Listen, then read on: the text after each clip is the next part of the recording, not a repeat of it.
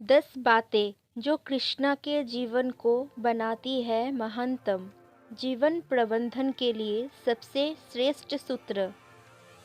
जन्म से लेकर देहांत तक भगवान कृष्ण के जीवन की लगभग हर घटना में कोई सूत्र है।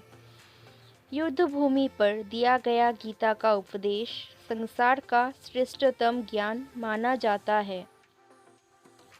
गिरधारी कहे या रणछोड़, भगवान कृष्ण के जितने नाम हैं उतनी कहानियाँ।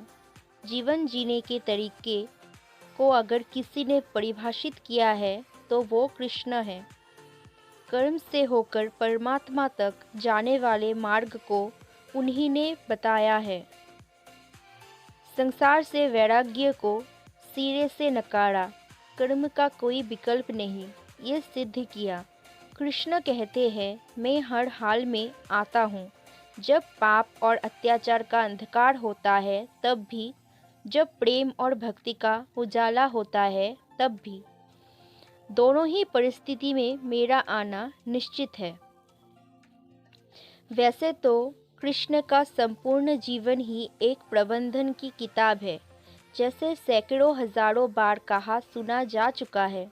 कुरुक्षेत्र में दो सेनाओं के बीच खड़े होकर भारी तनाव के समय कृष्ण ने अर्जुन को जो ज्ञान दिया वो दुनिया का श्रेष्ठतम ज्ञान है। गीता का जन्म युद्ध के मैदान में दो सेनाओं के बीच हुआ। जीवन की श्रेष्ठतम बातें भारी तनाव और दबाव में ही होती है। अगर आप दिमाग को शांत और मन को स्थिर रखने की कोशिश करें तो सबसे बुरी परिस्थितियों में भी आप अपने लिए कुछ बहुत बेहतरीन निकाल पाएंगे। ये कृष्णा सिखाते हैं। गीता पढ़ने से पहले अगर इसी बात को समझ लिया जाए तो गीता पढ़ना सफल हुआ। कृष्ण का जीवन ऐसी ही बातें से भरा पड़ा है। ज़रूरत है नज़रिए की। उनका जीवन आपके लिए माइथोलॉजी का एक हिस्सा मात्र भी हो सकता है और आपका पूरा जीवन बदल कर रख देने वाला ज्ञान भी। आवश्यकता हमारी है, हम उनके जीवन से लेना क्या चाहते हैं। कृष्ण मात्र कथाओं में पढ़ा या सुना जाने वाला पात्र नहीं है, वो चरित्र और व्यवहार में उतारे जाने वाले देवता है। कृष्ण से सीखे कैसे जीवन को श्रेष्ठ बनाया जाए। 10 बातें हैं जो अगर व्यवहार में उतार ली तो सफलता निश्चित मिलेगी।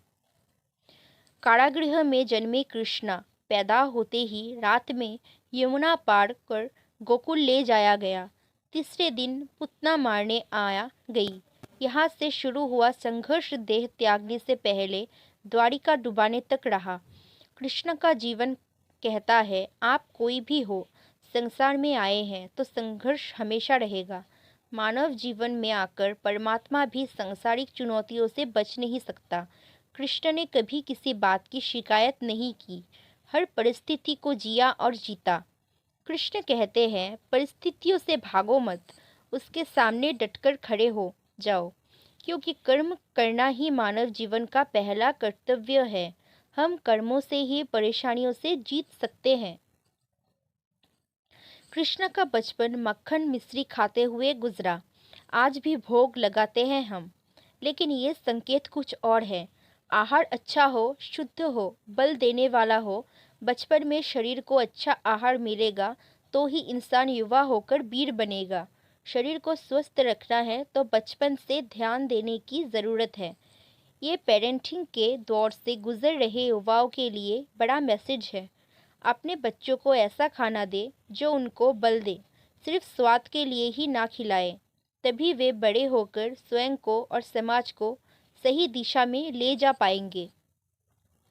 कृष्ण ने अपनी शिक्षा मध्य प्रदेश के उज्जैन में संदीपनी ऋषि के आश्रम में रहकर पूरी की थी। कहा जाता है 64 दिन में उन्होंने 64 कलाओं का ज्ञान हासिल कर लिया था। वैदिक ज्ञान के अलावा उन्होंने कलाएं सीखी।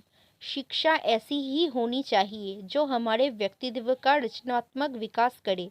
संगीत, नृत्य, युद्ध सहित 64 कलाओं कृष्ण के व्यक्तित्व का हिस्सा है। बच्चों में कोरा ज्ञान ना भरे, उनकी रचनात्मक को नए आयाम मिले, ऐसी शिक्षा व्यवस्था हो।